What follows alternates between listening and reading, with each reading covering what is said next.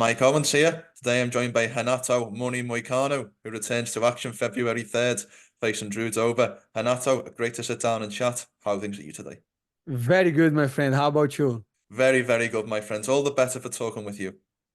Why I having the feeling that I'm talking with Paddy Pimblett, my brother? Because I'm from Liverpool, the same city as Paddy It's the Pimblett. same city. Same So city. so this is the accent. This This is is not we are man, called that's we are called Scousers. Scousers. That's crazy, my brother. That's crazy. Just like I'm listening to Paddy Pimblett to talk. You like the accent? Yeah, it's nice. It's nice, my friend. I Sometimes it's hard to understand, right? yeah. But but but but it's okay. I saw your video on your YouTube channel about Paddy Pimblett's weight gain. Yes. What are your Yes. opinions about how he's been able to get so fat after a fight? Man, I don't even know. Like I say on my YouTube channel, I don't think that's healthy. And man, he looks huge. I don't even know how he can get to. He say he was like 190, right? Mm. 190 pounds or something like that. I don't think that's sustainable if he wants to keep fighting in the lightweight division. But that's none of my business, my brother. I'm just trying to make a video. You seem to like doing the YouTube videos. Is that something that you have some fun with?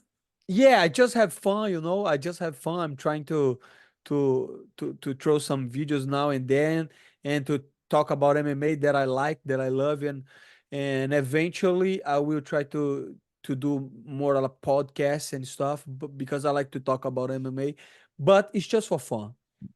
I have a podcast with UFC bantamweight Rob Font. So Oh, if you nice. ever need help with the podcast game, give me a call and I'll give you my help. Of course, my brother. Of course, I gonna need your help. That's awesome. I will message you. 100%. Well, we didn't see you in 2023. You obviously had a year out the cage. I know you had the fight booked with Arman, and obviously there was an injury with there. So, how hard was it not fighting in 2023? Because I know you like to keep active, and how happy are you to be back? Yeah, what was not the best of years because I spent the whole year recovering of injury, but I like to see the bright side of things, and that was a year that I spent the whole year training, like recovering, training, and getting better. So, and working on my YouTube channel, working on Mm. other stuff that I wanted to work, but I never had the chance. So everything happens for a reason, and I'm really happy to get back to the octagon on February 3rd. Your last three fights have been in pay-per-views in front of sold-out arenas. You now make your return to the very small Apex with a very little crowd. What do you prefer fighting in, the sold-out arena or the small arena in the Apex? So no man, the sold out arenas and pay-per-view cards like UFC 299, UFC 300, UFC 300 sucks, but UFC 299 is amazing. You know, if you see UFC 299 is just crazy. And I wanted to be part of that, but that's not my call. I have been 1 year without fighting, so I have to get back. I have to make a statement on February, and that's what I'm planning to do. But if you ask me, like you ask Mm. where I would like to fight, 100% pay-per-view cards, big cards, like th- with the fans. I think that's just awesome, and that gives me more energy, especially for the interviews that I can connect with the fans and connect with the people that are watching. So I like better, of course, on pay-per-views. Well, as you But mentioned, I don't think anybody likes Apex. mm, I don't think nobody likes it really like Apex. yeah. Not even the fans. Not even the fans. I think the fans hate Apex, the fight, but it's just a cheap way to put the show on Mm, ESPN, for yeah. UFC. 100%. Well, as you mentioned, you're back in action about 4 weeks' time facing Drew Dober, February 3rd. Give me your assessment of this matchup. Do you like it? Give me your scouting report on Drew Dober. I think Drew Dober is a very tough fighter. I think he's powerful. I think he's been UFC for a long time, like I am. But overall, I think it's a good fight for me too. I think that it's a fight that makes sense because we rank wise, we are close on the rankings, and but to be honest with you, it's just another fight. I'm not thinking too much about Drew Dober. I'm thinking about what I have to do to beat Drew Dober, you know. So I'm not thinking too much about his skills. I think about my skills, and I'm training my skills to go over there and performance my best fight so far. So I interviewed Drew before his last fight against Ricky Glenn in October, and he actually mentioned your name. He said, I thought I would be getting a bigger name than Ricky Glenn, a guy further up the rankings. I want a guy like Renato Moicano. I'm wondering why you think he mentions your name. Why do you think he wants to fight with you? Because, like I say, every time we trying to fight people above us on the ranking, right? People that have right rankings. Mm, And I think after my last fight, after the interview, I was like getting some hype behind mm. me. And I think maybe he saw that, but I'm not sure. Maybe he thinks a good matchup for him. And February 3rd, we're going to find out. I was going to ask about the interview because it was a fantastic moment. I think it was a lot of people's favorite, one of favorite moments of 2022. I think you won ESPN's interview moment of the year or something like that. How big has that been for your brand in terms of sponsorship deals, in terms of negotiating with the UFC? Has that been a benefit to your life, though, those 2 or 3 minutes on the mic? Yeah, definitely was a benefit, especially renegotiating the contract. So Mm, after the fight, we got a new contract. Of course, not everybody could be good because it was a 6 fight deal, so that's too much. But I got paid good, and and this is what UFC is all about for me. Like it's a business, and so in the end of the day, I think uh people got to know me a little bit more because of the interview. But like I say, one year without fighting, people forget. So I'm not too worried about these two. You know, I'm worried about performancing, and I'm worried about go over there and do my best and beat Drew Dober. That's what I'm thinking right now. Is Money Moicano a moment that we see again? Is this kind of a character that you want to build on, or do you think that was the heat of the moment? That was such an emotional moment for you. Let's put that to one side. Let's leave that where it is. Listen. I don't think about this. Is not like a career decision for me. Of I want course. to be known like Money Mm, Moicano. I mm, don't care. I want money, brother. That's why I want money. And if people see me as that and they want to connect me as that, but I'm not thinking about go over there and talk about money. I will talk about what I feel at the moment. mm. You know, at this point of my career and on my last fight, I was talking about that because at the time I had so much things on my head and I wanted to express myself, and I got the mic and I did. But who knows? Who knows? Like on the next 3 weeks, who knows what I'm going to talk? One thing is for sure, I'm not planning that.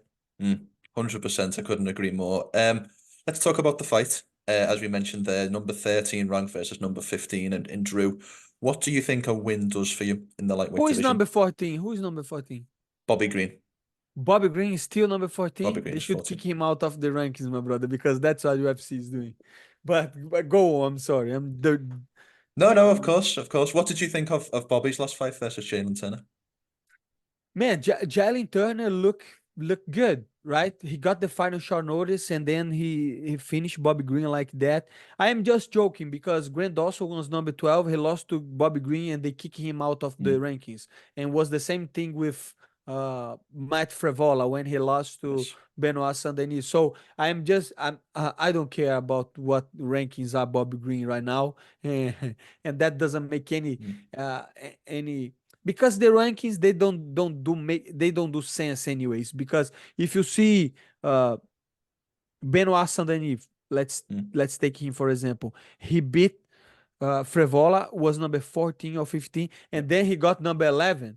That doesn't make any sense. Was the same thing uh when Jalen Turner beat Bobby Green. I think he got up on the rankings even though Mm, Bobby Green was behind him. So you don't have to worry too much about rankings. You have to worry about the way you win, the way you talk, who you call out next. I think that's thing, because we see now Benoit Saint-Denis fighting Dustin Poirier. Who saw that? He's number mm, 13 fighting the number 4. So like I say, rankings are good because they show you close yeah. You know, you close to all the fight to the top fighters on the division, but in the end of the day, your performance will speak for yourself. You mentioned the Benoit Saint-Denis fight. I did want to mention that because it was a little bit of a shock when he was matched up with Dustin Poirier. Benoit is ranked one position above you. How did that make you feel when you heard that news that he's getting such a big opportunity to really get up to right into the top five of the division? Yeah, I don't think he deserves yet a fighting like Dustin Poirier. He's not well known, but he's definitely good. He's definitely well rounded. He's definitely dangerous, and definitely he could beat Dustin Poirier. So uh, I think UFC is pushing him because the European market. I think UFC is pushing him because he's good with the mic and he showed that on his last performance, and he's delivering good performance against good guys like Thiago Moises and Matt Frevola. I just think it's still soon, you know, to tell if this guy is going to be a star or not. He could be a star, especially he speak good English, you know, he has like a military background. Mm. So if he beats Dustin Poirier, he is going to be one or two steps to fight for the belt and be a star. So I think UFC is taking a bet on him and is pushing him to fight Dustin Poirier. That's how my thoughts on the fight. I want to talk about the last guy that you were matched up with in Armantsarukyan. That was a fight that fell through in April for a main event. Arman has obviously gone on and done great things with the raquelpennington win, and then of course the Beneil win back in December. Is that a fight that you still want? And what was your reaction to him being matched up against Charles Oliveira for UFC Of, 300? of course, like I say, I want the best fights and the best opportunities. And of course, Arman Tsarukyan right now he did great things, like you say, and he's fighting Charles Oliveira. Who wouldn't fight? Who would not want to fight Charles Oliveira? He's a guy. He was a former champion. He's a great guy. Everybody loves him, and it's always good beat somebody that everybody loves, right? So Of course. because the hype is a real thing, but at the same time, uh, of course, if they offer me, I would fight him any day of the week. You know, unfortunately, it was my fault that the fight didn't happen. I had some problems with my knee, but it is what it is. But right now, I'm not focused too much on Arman or Charles or nobody or Benoit Saint-Denis. I focus on Drew Dober on February. Of course. When you plan to be victorious on February 3rd, do you have a plan laid out in the rest of for the rest of the year in your mind in terms of people you want to face, get goals you want to accomplish? Like where would you like to be in your career at the end of 2024? With a lot of money, my brother. That's A I lot of can tell money. for sure. Yeah, I want 2 or 3 fights this year if possible, and I want the best matchups if possible. But we don't get what we want, you know. So I don't get to choose who I'm fighting next. But I know I have a name to beat Drew Dober in February 3rd, and then I will see who I will talk to my manager and people and stuff, or maybe even talk on the cage about who is my next opponent. But right now, I am concerned in training and to make the weight and to be ready for February Las Vegas. What is more important to you? You've mentioned the word money a couple of times. Is it more important to come out of the game making a lot of money, or is it more important to come out the game having become the champion? Which one means more to you? It's a question that go hand by hand because Of course. Yeah. if you are a champion, you're gonna make more money, of course, because you're going to have pay-per-views, more Mm. exposure.